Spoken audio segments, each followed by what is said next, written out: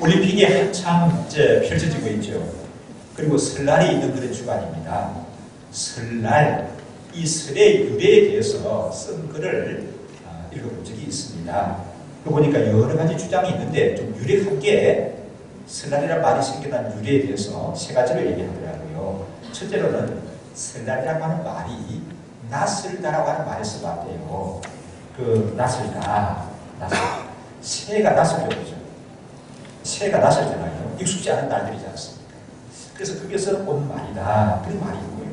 둘째는 이제 이 시간 질서에 우리가 익숙지가 않죠. 새해가 되었으니까 좀 새해가 되었으니까 많은 것이 달라지는 것 같고 새로우시지 않습니까? 그래서 삼가한다, 또 조심해서 가만히 있다고 하는 그 옛말이 있대요. 그 말이 뭔가 하면 섭다라는 말이 섭다. 이 섭다라는 말이 그 유래가 되어서 거기서 설이라는 말이 왔다. 새로운 시간 질서에 우리가 은행을 삼가하고 조심해서 맞이해야 된다 하는 그런 의미가 있다는 얘기가 있습니다. 또 한 가지 얘기는 설날은 선날에서 왔다. 선날. 선날이 뭐냐? 선다 하는데 이거는 개시한다, 시작한다는 뜻이 있다는 거죠. 시작하는 날이다, 개시하는 날이다, 그렇다는 것입니다. 그래서 이 선날이라는 말이 시간이 지나면서 여름화 되어져가지고 설날이라고 이렇게 발음하게 됐다, 그러더라고요. 어쨌든 그 유래는 확실하게 잘 모르겠습니다만 이런 얘기들이 있죠. 우리 이번 주간에 명절을 맞이하게 되십니다. 대부분의 사람들에게 있어서, 그러니까 대부분의 대중 다수에게 있어서 좋은 날을 생각하고 기다릴 때 뭐라고 말합니까? 좋은 날을 뭐 같다고 말하죠? 명절 같다, 이렇게 말합니까? 맞죠. 명절이 되게 되면은 일손을 멈추고 심과 나눔과 감사와 기쁨의 시간을 가지려고 합니다. 그래서 아이들은 아이들대로 마음이 들떠져야죠. 어른이 되게 되면은 마음이 들뜨지는 않지만은 그래도 이번 주가 되면 좋죠. 선생님 좋으시죠? 설날이구나. 이번 주가 설날이구나. 좀 이게 마음이 푸근해지고 좋은 게 있지 않습니까? 그래서 좋은 날을 가리켜서 말할 때 옛날부터 무슨 날 같다? 설날 같다 그랬어요. 요즘 아이들은 좋은 날을 가리켜서 무슨 날 같다? 내 생일 같다 그렇게 말하는 거예요. 그런데 저희 세대만 해도 자라날 때 생일 잘 챙겨 먹었습니까, 여러분? 생일도 잘 모르고 살았죠. 그러니까 좋은 날은 설날이에요. 요즘 와서 우리나라 국격이 높아지고 잘 사니까 생일을 챙기게 되고 좋은 날은 설날보다도 생일이다, 아이들이 이렇게 말하는 것은 참 우리가 살만하다는 거예요. 살만한 시대에 있다는 겁니다. 맞습니까, 여러분요? 그런 거 모를 때는 그전에는 좋은 날은 그냥 설이었어요. 설날이 제일 좋은 날이었습니다. 그런데 이 명절 때가 되게 되면은 영적인 전쟁을 치르거나 가히 누리는 사람들이 있어요. 가히 누리는 사람들. 가히 누린다는 말 아십니까? 아니 뭔가에 눌리는 그런 사람들이 있다는 얘기예요. 그래서 너무 스트레스를 받다가 보니까 아이고 명절 그런 거 없었으면 좋겠다, 그렇게 말하는 사람들이 내 주위에도 있어요. 내 주위에도. 그래도 누구라고 짐작하지 마세요. 그냥 주위에 그런 사람이 있어요. 이렇게. 그런 사람들이 있다고 주위에. 그러면 왜 그럴까? 명절이 되게 되면 대중 다수가 다 좋아하는데 왜 명절 같은 거 없었으면 좋겠다, 그렇게 말하는 사람들이 있는가 하니까 평소 부담스러운 사람들이 있죠. 좀 만나기 싫은 사람이 있지 않습니까? 예를 들면 그 사람 만났다 하면 좀 피해가고 싶은 사람이 있습니다. 그런데 그런 사람이 집안에도 있을 수가 있어요. 명절이 되니까 피할 수가 없잖아요. 이렇게 그 부담스러운 어른을 이번에 만나야 된단 말이 있으니까 그렇죠. 그 어른을 만날 걸 생각하니까 명절 없으면 좋겠는데 그런 생각이 들기도 하고, 또 다른 하나는 어떤 게 있습니까? 제사 문제로 갈등을 겪는 사람들이 의외로 많은 것 같아요. 잘못 오해하게 되면은 예수 믿는 사람은 조상도 몰라보고 부모도 몰라보고 공격하기도 하는데 그 말이 맞는 말입니까? 틀린 말입니까? 여기 대해서 왜 대답을 안 하시면 어떡해요? 예수 믿는 사람은 조상도 몰라보고 부모도 몰라본다. 사실 그래요, 안 그래요? 안 그러잖아요. 사실 그렇지가 않죠. 사실을 알고 보게 되면은 성경의 가르침이 부모에게 효도할 것을 얼마나 강조하는지 몰라요. 모세 율법에 보게 되면은 부모에게 거역하는 사람은 제가 차마 여기서 입에 말 안 하고 표현 안 하겠어요. 뭐 하라. 그렇게까지 무섭게 얘기를 하고 있습니다. 이 부모 공격하는 것을 성경은 굉장히 강조를 합니다. 우리 기독교 복음은 효도를 참 강조하는 있다고 말씀드릴 수가 있죠. 사실 그렇거든요. 그런데 이 효도가 뭐냐?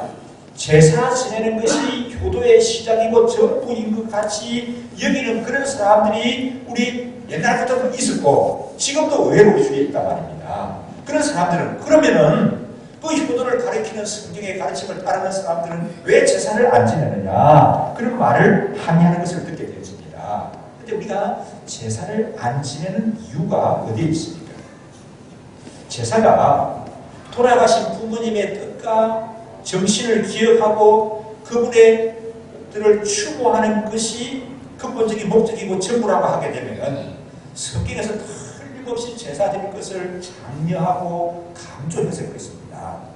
그런데 제사는 이 조상을 추모하고 존경하는 그런 의미로 그칠 것이 아니라 제사 속에는 종교적인 의미가 담겨져 있는 거예요. 종교적인 의미가. 그래서 제사를 드려서는 안 된다는 겁니다. 종교적인 의미가 담겨져 있기 때문에 그건 뭐예요? 제사를 지내게 되면 그게 무슨 숭배가 되어지는 겁니까? 우상 숭배가 되어지는 거예요. 조상의 정신을 되새기고 또 내가 이렇게 존재하는 것은 우리 조상님이 계시기 때문이 아닌가 그분들에 대한 고마움을 가지는 이런 정도라고 하게 되면은 문제가 없는데 그걸 넘어서 제사라고 하는 것은 종교화하는 거예요. 그리고 우상 숭배가 되어지는 거 아닙니다. 하나님께서 제일 싫어하는 죄가 뭔지 아십니까? 뭐죠? 우상을 숭배하는 거예요. 우리 하나님이 주신 계명 가운데 어떤 되는 것이 어떤 계명이죠? 10가지 계명을 볼 수가 있죠. 맞습니까? 10계명. 그 10계명은 중요한 순서대로 1계명, 2계명, 3계명 이렇게 나갑니다. 근데 그 첫 번째 계명에 보게 되면 뭐라고 얘기했나요? 너는 나 외에 다른 신을 내게 두지 말라. 나 외에 다른 신을 두지 말라. 나가 누구예요? 하나님이시죠. 두 번째 계명에 보게 되면은 너를 위하여 우상을 만들지 말고 그다음 뭐 하지 말라고요? 섬기지 말라. 너를 위하여 우상을 만들지도 말고 섬기지도 말라. 그렇게 말씀드렸습니다. 그래서 우리가 섬길 수 있는 분은 누구예요? 우리가 섬겨야 할 분은 누구죠? 오직 하나님 한 분이십니다. 맞습니까 여러분요? 오직 하나님 한 분이신다면 무슨 애들은 뭐라고 말할까요? 그럼 예수님은요 그렇게 얘기할 수가 있을 건데 오직 하나님 한 분입니다 하는 것은 누가 포함되는 겁니까? 삼일체 하나님을 얘기하는 거죠. 예수님이 포함이 되시는 거죠. 그래서 우리 하나님 외에는 다른 신이 없습니다. 맞습니까? 이거는 여러분 뭐 다른 건 몰라도 이건 중요하니까 아멘 하셔야 되는 거예요. 하나님 한 분 외에는 다른 신이 없습니다. 하나님만이 우리가 경배할 대상자예요. 그러면 우리가 명절이 되어서 인사를 하거나 절을 하거든. 이미 2018년 우리 처가에는 양력설을 지내요. 동서인데 내보다 손안의 동서인데 내보다 나이가 많은 동서가 둘이나 있어요. 그래도 처가에 가게 되면 누가 어른입니까? 내가 나이가 작지만은 내가 손위에 있기 때문에 내가 어른이에요. 뭐 그렇다고 해서 그 사람들 세배를 내가 다 받는다는 게 아니라 같이 이제 우리 형제들이 같이 맞절을 하고 세배를 합니다. 세배를 하거든요. 또 우리 조카들은 저한테 와가지고 다 이제 제일 큰 이모부라고 해가지고 다 절하고 또 고모부라고 해서 절하고 그러는 거거든요. 그분들은 세배도 받고 절했다면서. 근데 왜 제사 지내는데 절하지 말라고 말하느냐? 그렇게 말할지 모르겠습니다. 우리가 인사를 하거나 절을 할 수 있는 대상은 살아있는 인격체여야 하는 거예요. 자, 이걸 정리합시다. 우리가 인사를 하거나 절을 할 수 있는 대상은 어떤 대상자라고요? 살아있는 인격체. 이 두 가지를 갖춰야 하는 거예요. 살아있고 그 다음에 인격체여야 한다는 겁니다. 그러면 설날에 어른들을 쳐다보고 인사를 하고 세배를 하는 것은 이 두 가지에 다 해당됩니까? 살아있고 인격체 맞습니까? 맞아요. 맞다. 살아있는 인격체입니다. 그러나 돌아가신 분한테 가서 돌아가신 분의 신주를 앞에 두고 전하는 것은 됩니까? 안 됩니까? 왜 안 된다고요? 살아있지 않고 또 그 다음에 인격체가 아니기 때문에 안 되는 겁니다. 살아있는 인격체가 아니기 때문에 거기에 가서 절을 하게 되면 뭐가 된다고요? 우상을 숭배하는 게 되는 거예요. 이게 우상을 숭배한다는 결국 누구를 숭배하는 것인가 하면 귀신을 불러모아서 귀신을 섬기는 것이 우상 숭배란 말이에요. 그래서 이제 이 제사나 방법은 단지 그냥 한번 하는 게 아니라 그런 무서운 영적인 것들이 있는 거거든요. 그래서 성경이 이 우상 숭배를 금하고 있는 겁니다. 그러면은 여러분이 또 궁금한 게 있을 거예요. 자, 우리 친하게 지내는 분들이 집안에 장례가 났다. 장례가 나서 문상을 가거든요. 문상을 가게 되면 뭐가 마련되어 있습니까? 빈소가 마련되어 있죠. 그럼 어찌해야 됩니까? 빈소에 가서 우리가 어떻게 예를 갖추는 것이 맞는 거죠, 하나님의 자녀들은? 죄송합니다만 교회 다녀서 가서 쭉 그냥 향을 피우더니만 절을 한번 하는 사람들이 있어요. 이렇게. 이건 아니에요. 그 우상 숭배가 되는 거예요. 그럼 어떻게 해야 됩니까? 왜 그 영적 앞에 지나면 안 되죠? 제가 얘기했지 않습니까? 두 가지 요소가 갖춰져야 된다고 했죠. 살아있는 인격체여야 된다. 돌아가신 분이기 때문에 영적 앞에 지날 수가 없어요. 그럼 우리는 어떻게 하면 얘를 갖추는 겁니까? 그냥 헌화하는 거죠. 그죠? 헌화하고 그것을 이제 기도하는 거예요. 기도하고 돌아서서 상주들을 향해서는 절을 할 수가 있습니다. 상주들이 왜? 하나님의 인격체가 않습니까? 그러니까 그들을 격려하고 절을 할 수는 있거든요. 그래서 그 절에는 저도 이제 꼭 그렇게 배워서 그렇게 절을 했는데 요즘은 가서 상주들한테는 절을 안 합니다. 안 하는 이유가 뭐냐? 그 우상 숭배 측가 여자 상주를 배려해서 그렇습니다. 왜 그런가 하면은 요즘 사람들이 다들 보니까 간질이 아프고 허리가 시원찮고 근데 30대, 60대, 70대는 상도 있는 거예요. 우리나라 전통 예복으로 하게 되면 다 무릎을 꿇고 절을 해야 됩니다. 이 오는 사람들마다 요즘에 문상일이 얼마나 많아요, 여러분요. 그러면 한번 장장 치고 몇백 달 그렇게 해야 됩니다. 그러면 여러분 어떻게 되는지 아십니까? 허리가 나가나지가 않아요. 장례 치고. 이건 아니구나. 그래서 제가 여러분들 배려해서 그냥 이렇게 인사하겠습니다. 하고 박수하고 인사하고 그럽니다. 목사, 이용계 목사가 왔는데 절도 안 하고 예복도 모르더라. 아마 그렇게 많은 사람은 없을 것 같아요.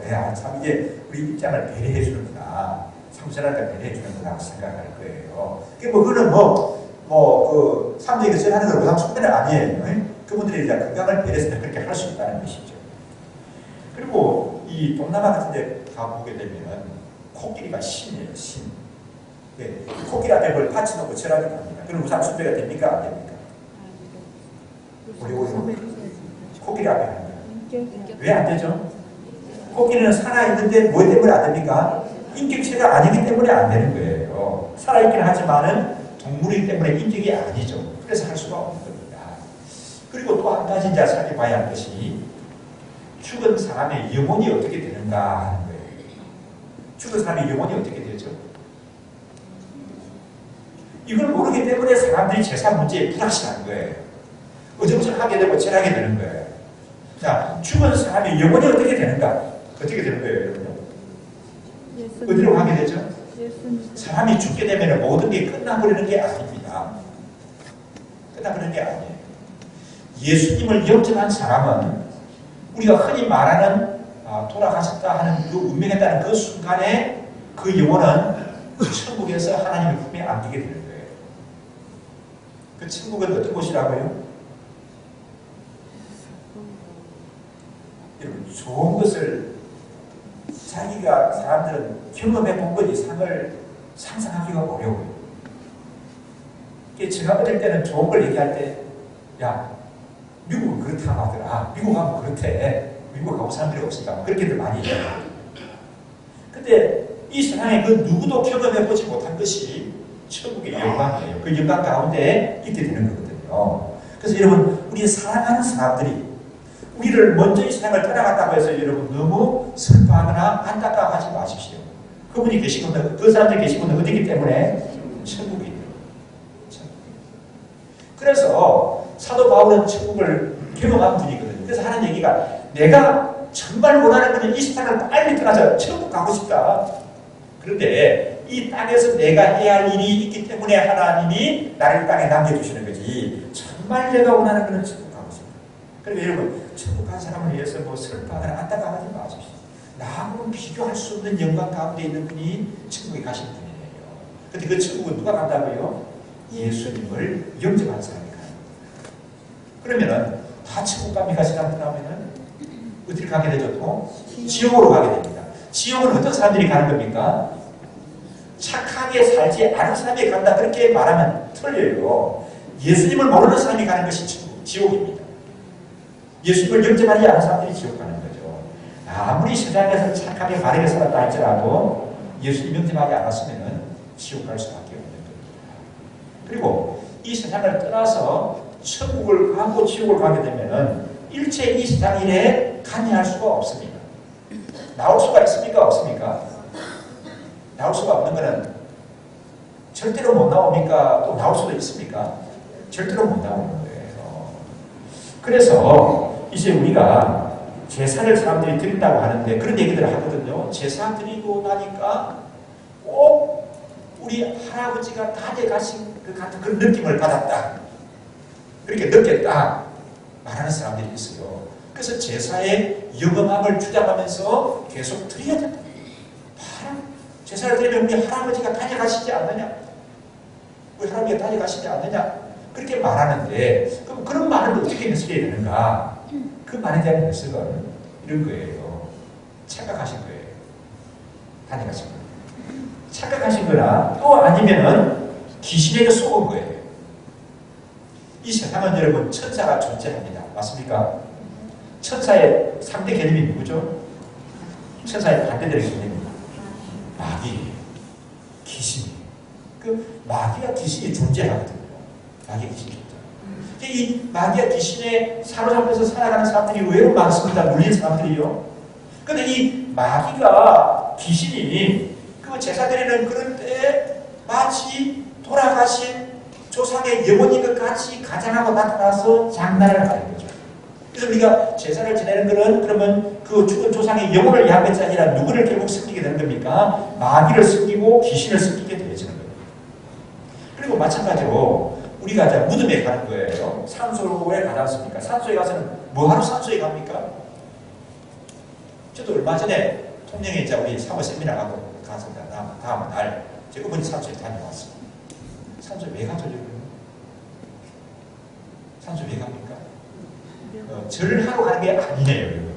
산소에 가는 것은 또 이게 참 유지가 잘 바꿔져 있는가, 아니면 또 뭐 이게 멧돼지들이 설치가는데 멧돼지가 와서 좀 뭐 해치진 건 없는가, 뭐 이런 것도 살펴보는 거고, 또 산소에 가서 또 이제 그 어머니를 좀 생각을 하고 하는 거, 그런 건 괜찮고, 우리가 기도하고 찬송할 수는 있는 거죠. 그렇지만 그게 절하는 건 아니라는 거예요. 왜 절하면 안 되는 겁니까? 아까 절할 수 있는 거는 살아있는 인격체예요. 그 무덤 속에 계시는 분은 참 살아계실 때는 훌륭한 분인데 지금 살아계시지가 않잖아요. 그리고 그게 인격체가 아니지 않습니까? 그리고 이 무덤에 가게 되면은 조상의 영혼이 계신 것이 아니에요. 또 내가 가게 되면 조상의 영혼이 그때 내 만나러 무덤으로 내려오신 것도 아니에요. 남불당도 마찬가지고요. 그런데 간혹 그런 얘기를 듣게 되십니다. 무덤에 갔다가 너무 슬퍼가서 정신없이 우는데 뭔가 습득가 하는데 뭐가 들어오는 느낌을 느꼈대요. 뭐가 들어요? 귀신이 들어오는 거예요.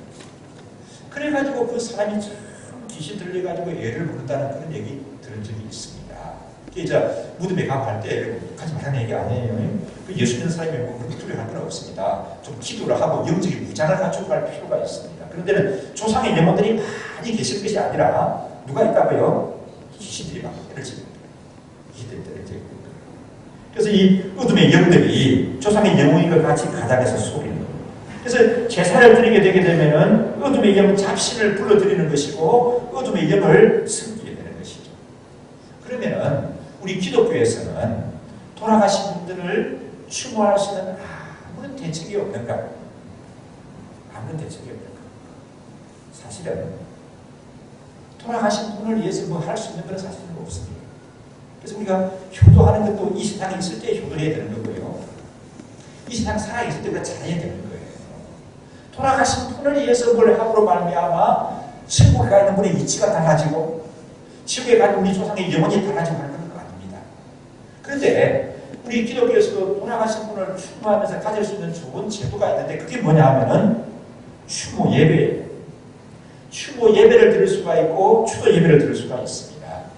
얼마 전에 제가 대대로 제사 지내는 것을 굉장히 존중히 여기는 그런 집안. 그래서 제가 아는 분이 시집 가서 몇십 년 동안 제사 문제에 시달리고 온 집안이 있었는데 그 집안의 요청으로 제가 가서 추도 예배를 인도한 적이 있습니다. 그랬더니만은 추도 예배 때마다 제가 와서 예배를 인도해 달라고 그래요. 그래서 제가 목사가 꼭 가도 됩니다. 여러분들이 그냥 예배 인도하셔도 되는 거예요. 괜찮습니다. 근데 목사님이 와주시면 좋겠습니다. 목사님이 와주시면 좋겠습니다. 그럼 거절할 수 있는 게 목사죠. 그래서 한 번 가고 두 번 가고 금년에도 또 오시라고 하게 되면 오라고 하게 되면 제가 또 가야죠. 한 번은 제가 정말 바쁜 일이 겹쳐가지고 정말 그럼 날짜를 바꾸시든지 아니면 여러분 집안에서 인도하시든지 그렇게 하십시오. 날짜 바꾸기는 좀 어려울 것 같아요. 그래서 자기를 인도했다고 하더라고. 그렇게 하시면 되는 거예요. 잘하셨습니다. 내가. 그렇게 하시면 되는 거예요. 그렇습니다. 가서 우리 목자는 원리를 응용을 했습니다. 순서대로 만들었거든요. 누구나 쉽게 부를 수 있는 찬송가. 예수 아는 사람은 쉽게 따라할 수 있는 찬송가가 있어요. 그 다음에 또 찬송가가 어려우면은 복음성 가운데 예수 아는 사람도 다 함께 할 수 있는 쉽게 부를 수 있는 그 복음성이 있습니다. 그걸 한 곡을 인쇄를 했습니다. 순서대로. 그 다음에 내가 가서 읽은 성경 본문을 인쇄를 했어요.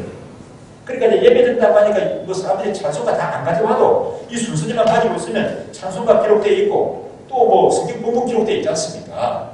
그래서 이제 찬송을 부른 다음에 그 집안에 보니까 예수 믿는 사람이 있더라고요. 그분 보고 기도하라고 했어요. 기도 잘 안 해. 우리 장로님이 기도하시지 그렇게 기도 잘 안 해도 여러분들이 기도하라고 하게 되면 항상 부담 느끼는 게 뭐냐면 꼭 교회에서 장로님이 기도하는 걸 생각을 하는 거예요. 그렇게 장로님 같이 그렇게 조목조목 잘 안 하셔도 됩니다. 그냥 막 하고 나서 예수 이름으로 기도합니다. 아멘 할 수가 있으면 되는 거예요. 그렇게 집안에서 기도하고 나서 제가 순서에 인쇄된 성경을 간략하게 읽고 아주 짧게 설교했습니다. 주일날 설교는 길게 하지 마. 그런데 가서 길게 하면 안 되는 거예요. 아주 짧게 설교하고 난 다음에 제가 그 돌아가신 분이 어떤 분이라는 걸 알거든요. 그래서 그 고인을 추모하고 생전에 그분이 가졌던 좋은 장점들을 칭찬하는 그런 시간을 가졌습니다.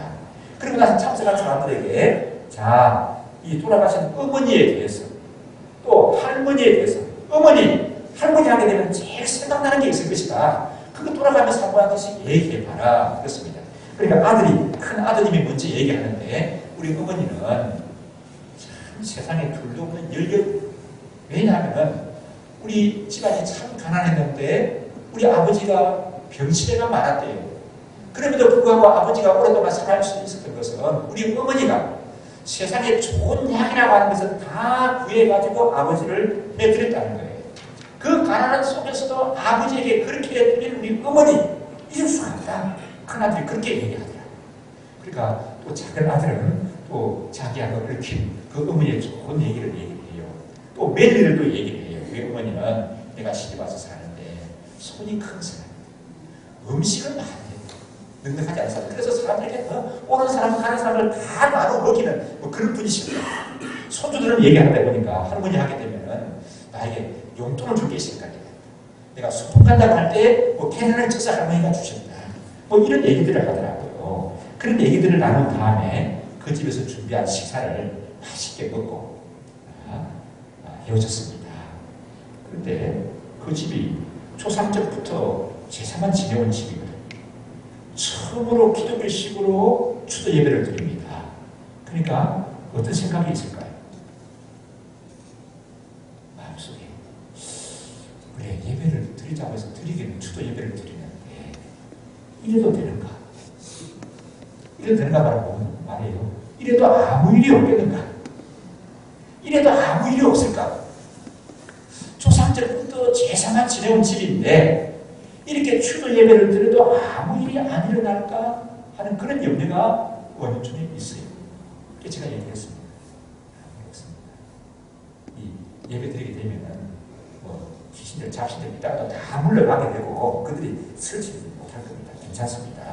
그리고 그들이 이제 반응이 그렇게 하고 나니까 참 편안하다.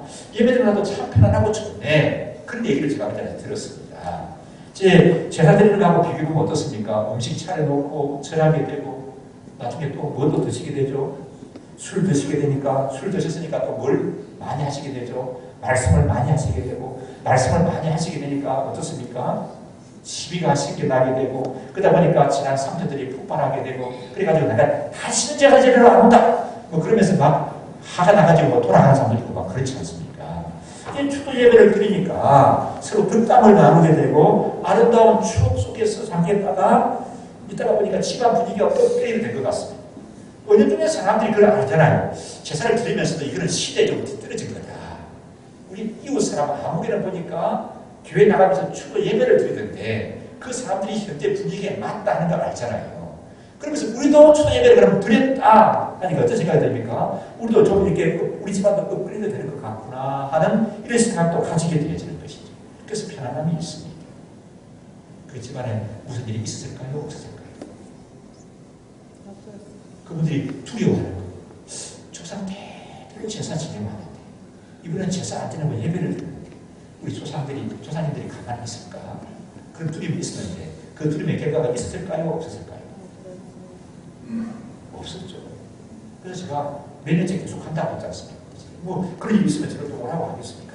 이게 예배 드리지만 안 되고 싶다. 우리 조상님들이 노해가지고 우리 집안이 뒤집어졌어요. 아니 우리 제사 드려야 되겠어요. 그런 일이 없었다는 얘기입니다. 그날 예배 마치고 돌아왔는데 네 분의 며느리가 모여가지고 한 방에서 주무실 때요. 이제 얘기들을 나누면서 너무 화기애애하게 형제 모의를 동동했다. 그런 얘기를 들었습니다. 여러분, 추도 예배를 드리는 것이 조상의 뜻을 되새기고 집안의 평화를 도모하는 거예요. 그런 것이 이게 뭐 돌아가신 분을 위해서 뭘 해드리고 절을 하고 하는 것이 아니라는 말이에요. 만약에 그렇게 하게 되면 그는 조상을 섬기는 거예요. 조상을 섬기는 것은 뭐가 되는 거라고요? 우상 숭배가 되는 거예요. 사람은 누구를 섬기느냐에 따라서 그 사람이 어떤 사람인가 하는 것이 결정이 되어집니다. 사람은 누구를 섬기느냐에 따라서 그 사람이 어떤 사람인가 하는 정체성이 결정이 되는 거예요. 뭐 무덤에 절하게 되고 맨날 뭐 부닥거리 하게 되고 이거 불러들이게 되기 때문에 결국 시신에 사로잡힌 사람이 되어지는 겁니다. 그런데 하나님을 섬기게 되면 어떤 사람이 됩니까, 여러분? 하나님을 섬기게 되면 어떤 사람이 됩니까? 하나님의 자녀가 되는 것이죠. 오늘 말씀에 나오는 좀 고상한 표현의 단어를 쓰게 되면 뭐가 되는 겁니까? 예수님 무슨? 뭐라고 했습니까? 오늘 말씀 보니까 새로운 피조물이 되어지는 거예요. 하나님을 섬기게 되면 우리는 새로운 피조물이 되어지는 거예요. 그래서 이제 것은 보라, 이제 것은 지나갔으니 새 사람이 되었다. 그렇게 말씀합니다. 예수님을 구세주로 영접한 사람은 하나님의 자녀가 되어지고 새로운 피조물이 되어지는 거예요. 새로운 피조물이라고 하는 새로운 존재가 되어지는 거예요. 새로운 가치관을 가진 사람이 되었다는 겁니다.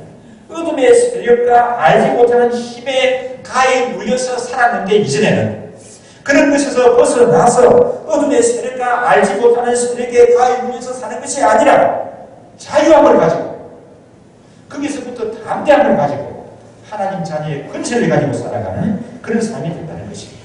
그래서 귀신 섬김과 두려움이 대물림하는 것에서 완전히 벗어나서 자유와 평안과 화목을 누리는 그런 하나님 자녀의 복된 삶을 살게 되시는 줄 믿습니다. 그러면은 이 예수님을 영접해서 하나님의 자녀가 된 사람들, 이 사람들을 달리 뭐라고 표현했다고요? 새로운 피조물이 된 사람들, 새로운 피조물이 된 사람들에게 있어서 명절은 어떤 의미가 있는가, 어떻게 보내는 것이 가장 보람되고 좋은 것인가 하는 거 세 가지로 정리해서 말씀드리고자 합니다. 첫째로는 가족이 함께 감사 예배를 드리는 시간이 되었으면 좋겠습니다. 명절은 많은 날입니다. 온 가족이 함께 감사 예배를 드리는 거예요. 가만히 생각해 보게 되면은 하나님의 은혜가 아닌 것이 없습니다. 맞습니까, 여러분요? 그래서 사도 바울께서 그렇게 말하죠. 나의 나 된 것은 그다음 뭐예요? 주의 은혜로 된 것이다. 나의 나 된 것은 주의 은혜로 된 것이다. 그렇게 말씀합니다. 내 개인의 삶을 돌이켜보되 또 하나님이 많은 은혜를 나에게 부어주셨는지 참 하나님의 큰 은혜 속에 살아가는 내 자신. 저 그만이 아닐 거예요. 여러분 모두도 그렇죠. 얼마나 나에게 베푸신 하나님의 은혜가 많습니다. 그 은혜에 감상을 가지고 좀 식구들이 함께 예배하는 거예요. 우리 시간에 베풀어주신 은혜는 또 얼마나 놀랍습니까? 우리 시간에 베풀어주신 은혜 참 축복 속에 살아가잖아요. 또 우리 교회에 베풀어주신 은혜는 또 얼마나 많아요. 우리 교회에 베풀어주신 많은 축복 속에 우리가 살고 있습니다. 뿐만 아니에요. 우리나라와 민족 속에 하나님이 부어주신 은혜는 또 얼마나 많습니다. 별거 아니에요. 또 정치가 어지럽고 또 부정부패로 인해서 금방 무너질 것 같지만 어떻게 보면은 우리나라가 점점 어떻게 하는 겁니까? 발전되어 나아가고 긍정적인 면으로 자라나는 나아가고 있는 그런 길 가운데 있다고 볼 수가 있습니다. 가만히 생각해 보니까 우리 세대가 얼마나 축복된 세대인지 저는 88 올림픽을 경험했어요. 월드컵을 경험했습니다. 여러분요. 월드컵. 우리 사람들이 동네에서 치러졌지 않습니까? 월드컵을 경험했다. 그러다가 또 뭐까지 경험합니까? 동계올림픽까지 경험을 합니다. 이런 세대가 여러분 별로 없어요. 우리 앞으로 다음 세대가 우리와 같은 이런 것을 경험한다고 하는 보장이 없습니다. 대단한 세대에 우리가 그런 축복 속에 살아가고 있거든요. 그래서 어제 신방을 하면서 그런 얘기했더만 우리 한 집사님 하다가 목사님 그런 걸 그랜드 슬램이라고 하는 겁니다. 그랜드 슬램. 그랜드 슬램이라고 하는 겁니다. 우리가 그랜드 슬램을 경험한 그런 세대예요. 이 그랜드 슬램을 경험한 나라가 세상에 몇 개가 있는가 하니까 우리가 몇 번째라고요? 6번째래요. 어느 나라로는 구체적으로 얘기 안 하겠습니다. 우리나라 옆에 큰 나라가 있어요. 그 사람들이 굉장히 경제력이 대단하고 구석이 대단하고 막 세계를 이어가고 폼지는 나라가 있습니다. 보니까 그 나라도 아직 그랜드 슬램 하려고 하면 한참 멀었어요. 그 대국 또 한참 멀었다는데 우리나라는 세계에서 6번째로 이런 것을 경험했다는 거예요. 우리나라 국격이 얼마나 높아졌습니까? 참 이게 하나님 주신 은혜 속에서 사는 거죠. 이제 앞으로 평창 올림픽에 관한 소식들이 많이 쏟아져 나올 건데 최근에 참 내 마음 좀 껍시기는 게 있었습니다. 그게 뭐냐 하면은 머리가 좀 반짝반짝 빛나는 분이 있어요. 박무라고 하는 분이 계시는데 그분이 한국에서 하는 일마다 안 돼가지고 한국에서 너무 발붙일 곳이 없는 거예요. 그래서 베트남으로 갔는데 베트남에 가가지고 얼마 전에 이 양반이 그냥 베트남의 국민 영웅이 되어버렸습니다. 여러분 다 아시죠? 그분이 한국에서 잘 나가는데 베트남에서 초빙받아 간 게 아니라 한국에서 하는 일이 안 돼가지고 한국에서는 발붙일 곳이 없어요. 그래가지고 베트남까지 찾아갔는데 이분이 베트남에서 국민 영웅이 돼가지고 그분 때문에 우리 한국에서 베트남이 얼마나 대우를 받고 유명해졌는지 모릅니다. 여기까지는 제가 이분 얘기를 안 합니다. 제가 보는 시간에 이분에 관한 특집으로 2페이지에 가서 2페이지 나왔는데 뭐라고 나오는가 하면은 이 박 감독 안수 집사님이래요. 그 부인 근사님이래요. 정말 기도하는 분이래요. 한국에 있을 때부터 시합이 있게 되면 먼저 교회부터 찾아가가지고 철저하게 기도하는 분이었대요. 그래서 그분과 함께 믿음 생활했던 그 목사님 인터뷰도 실렸더라고요. 와, 교회들이 훌륭하니까 목사도 인터뷰에 나가더라고요. 그래가지고 목사님 인터뷰가 실린 걸 제가 봤습니다. 그 부인과 함께 기도하는 사람인데 기도하는 사람에게 하나님이 그런 기적을 열어주시고 은혜를 베풀어 주시는 거예요. 자, 보십시오. 이게 우리 시대에 우리가 누리는 이런 은혜와 특권들입니다. 대한민국 국민으로서 누리는 특권들입니다. 우리 보십시오. 우리가 그런 것을 누릴 만한 자격이 있고 조건이 있습니까? 우리나라 여러 가지 따져보면 우리가 이런 것들을 누릴 만한 충분한 조건을 갖추고 자격을 갖춘 그런 나라와 민족이라는 말입니다. 우리가 그런 집안이냐는 말입니다. 우리가 그런 사람들이라는 말입니다. 그럼에도 불구하고 우리가 이런 정말 생각지도 못했던 이런 복과 은혜를 누리는 건 뭐라고요? 다 이게 하나님의 은혜로 된 것이다 말씀해야 설명이 되어지는 거예요. 이해가 되어지는 거예요. 그래서 온 가족이 하나님 앞에 자 우리 설날이지 않냐? 하나님 앞에 예배를 드리자. 꼭 이렇게 이 순서를 다 해야 되는 건 아니에요. 제대로 하게 되면 이런 걸 할 수 있다는 거예요. 이 순서를 반으로 줄여서 또 4분의 1을 압축을 해서 4분의 1을 압축을 해도 괜찮습니다. 그렇게 해서 예배를 드리시기 바랍니다. 두 번째로 생각할 수 있는 것은 온 가족이 함께하는 기회로 삼으시면 좋겠습니다. 요즘 식구들 함께 집에서 식사합니까? 우리 자꾸 죄송합니다. 우리 근사님 기도도 많이 하시고 제가 앞자리에 제가 자꾸 근사님 하셨습니다. 자, 근사님 하루 물론 점심은 물론 아니고 아침, 저녁 친구들 다 같이 식사해요?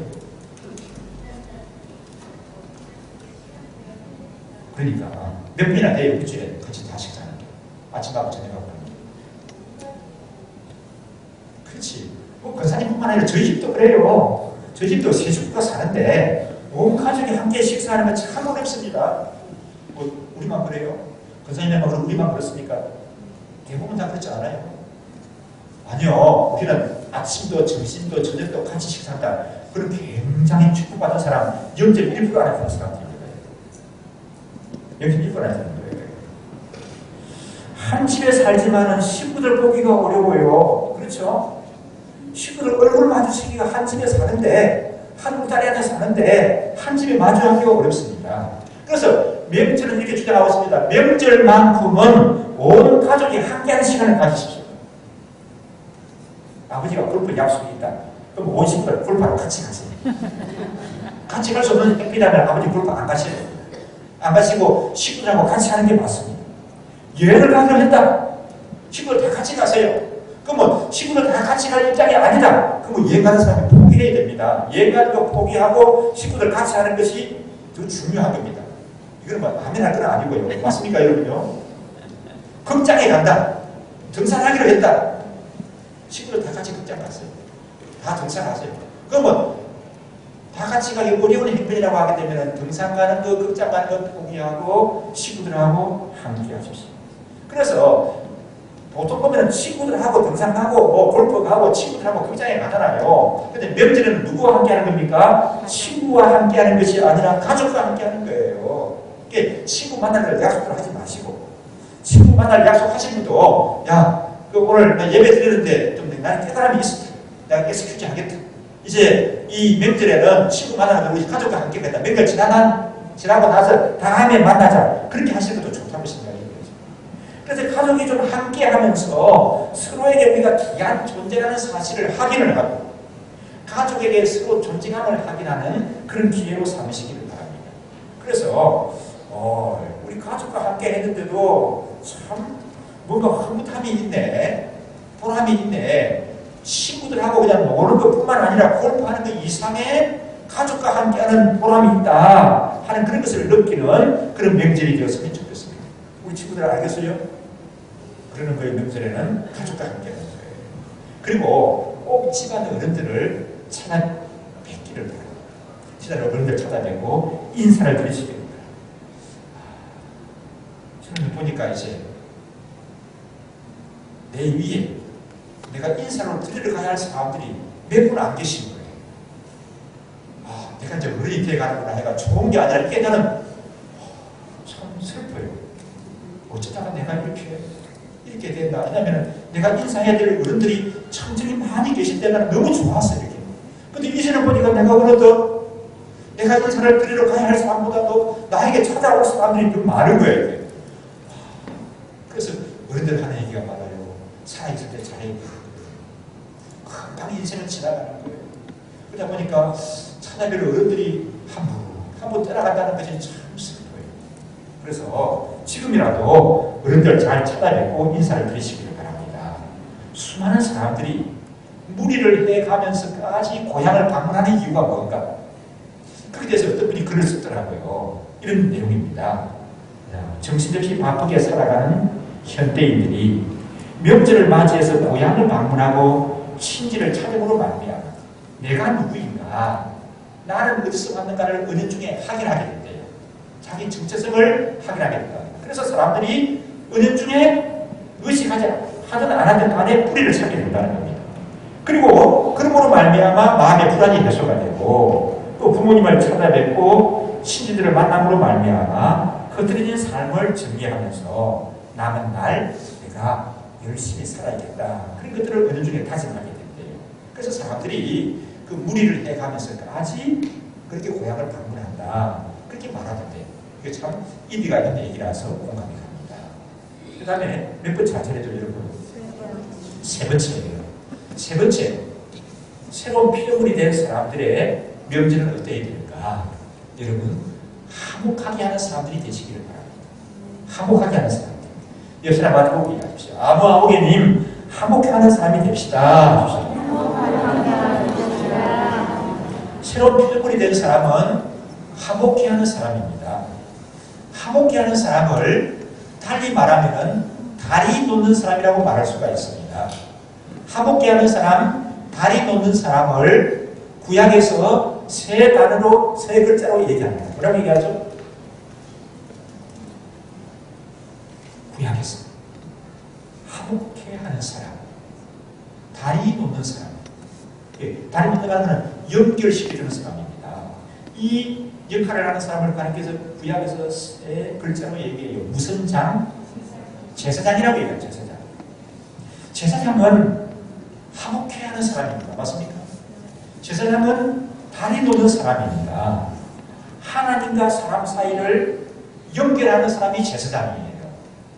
그리고 사람과 사람 사이를 연결해서 화목해 하는 사람이 제사장이에요.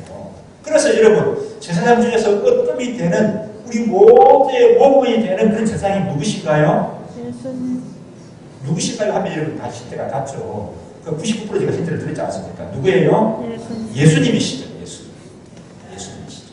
자, 예수님의 십자가는 하나님과 사람을 화목케 하는 십자가입니다. 맞습니까?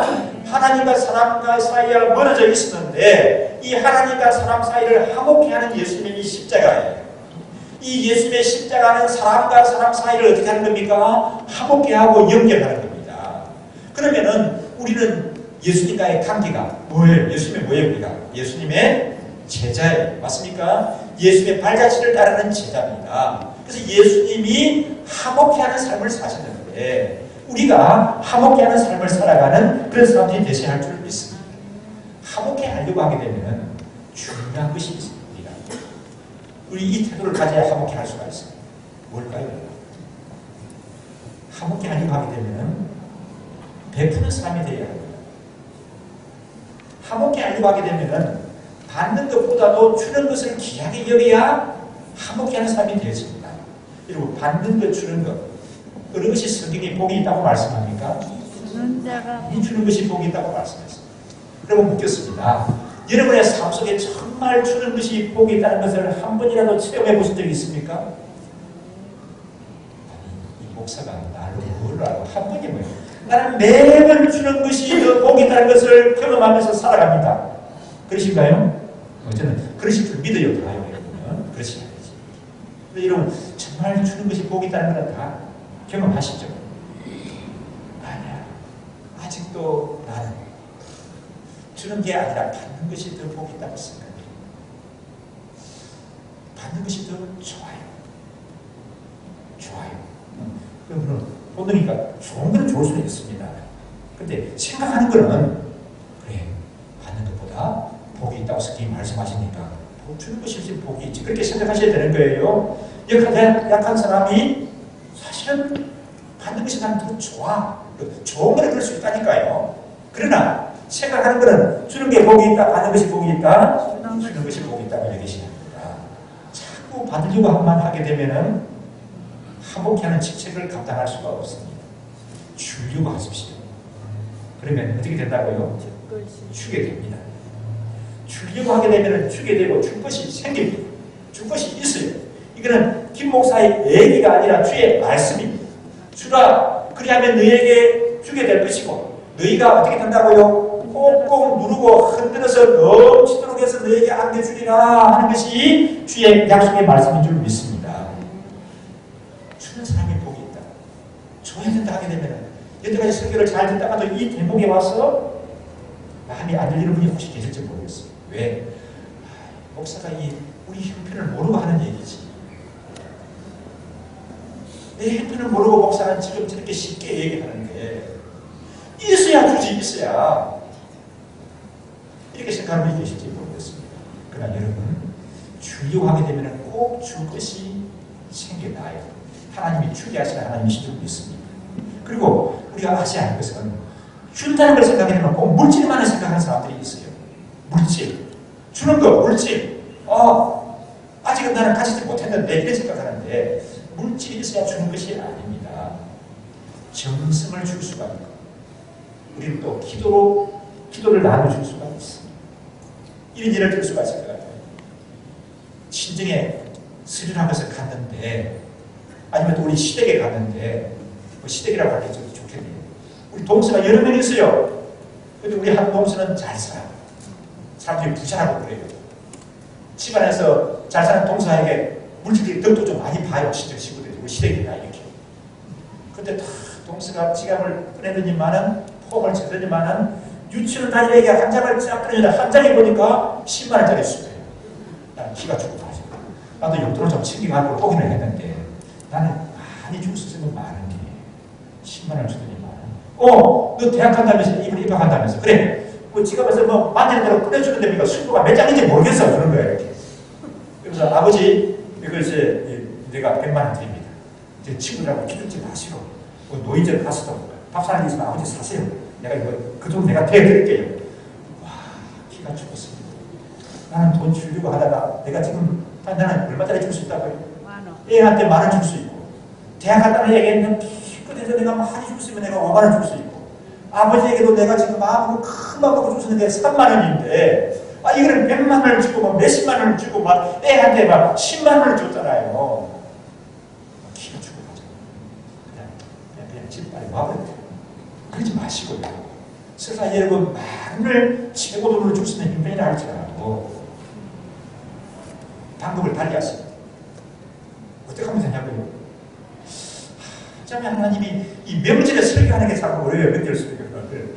근데 하나님이 이런 깨달음을 주시더라고요. 말씀을 준비하는 가운데. 어떻게 하면 되는지 아십니까? 만원을 주더라도 내 동생은 어떻게 줬어요? 지갑에서 꺼내가지고 착 이렇게 줬어요. 착착착 이렇게 줬어요. 나는 봉투를 마련하는 거예요. 거기다가 유치원 다니는 아이 이름을 쓰는 거예요. 개지민이 있어요. 개지민. 만원을 담았어요. 그래가지고 거기다가 개지민이라고 쓰지 말고 지민이에게. 사랑하는 지민이에게. 성경 자문을 읽어보세요. 얼마나 감동적이고 교훈적인 말이 얼마나 많아요. 보시면 성경 구절 하나 딱 적는 거예요. 거기다가 이모는 지민에게서 기도한다. 큰 사람이 될 거야. 아니면 지민이는 축구 선수가 되게 되려면 그래. 내가 축구 선수가 되도록 고모가 기도로 밀어줄게. 그래가 줬어요. 10만 원 받은 거는 몇십만 원 받은 거는 그냥 지갑 들어가가지고 언제 가져갈지 몰라요. 근데 애들이 봉투에 넣으니까 봉투에 담아가 주는구나. 정성스럽게 이렇게 봉투도 그냥 필요지 봉투가 아니고 정성 있는 봉투인데 열어보니까 얼마 나와서? 이게 10,000원이네 이거. 그 10,000원을 가졌을지 모르겠습니다. 그런데 10,000원은 금방 나가지만 봉투는 안 버려요. 저 같으면 안 버린다니까요. 이렇게. 그래서 저는 여태까지 봉투 우리 집에 다 쌓아놨어요. 이렇게. 받은 거 이렇게. 두고 기억을 합니다. 그 이모가 그 설날에 나한테 이모 형편에 10,000원을 준 거 내가 잘 알아서 보니까 그 이모에게는 참 큰 정성이 담긴 거였어. 돈 많은짜리 하나가 문제가 아니라 이모는 나에게 정성을 담아줬고 기도를 담아줬어. 여러분 10만 원 준 사람하고 몇십만 원 준 사람하고 누가 오랫동안 기억되고 존경을 받겠습니까? 그럼 물 보는 거 아닙니까? 누가 좀 그런 거 없어요. 그래서 우리가 사람들을 만나면 참 에너지가 많이 뺏기는 사람이 있어요. 죄송합니다만 목사들 가운데도 그런 목사가 있어요. 아니 그 모임에 그 목사가 와서 다녀가게 되면은 분위기가 나옵니다. 다 힘들어요 사람들이. 그런 사람이 되면 안 됩니다. 우리 설날에 가서 우리 이모 만나고 고모 만나가지고 우리 예상점 만나서 봉투 하나 받아서 내가 10,000원 받았지만은 20,000원 받았지만은 야 이제 고모 만나고 외삼촌 만나면 힘이 생겨나. 그게 뭘까? 그게 뭘까? 그래서 생각해 보니까 우리 이모는 고모는 외삼촌은 뭐 하는 사람이에요? 예수 믿는 사람이에요. 기도하는 사람이에요. 말씀을 나눠주는 사람이에요. 그래서 에너지를 얻게 되는 것이죠.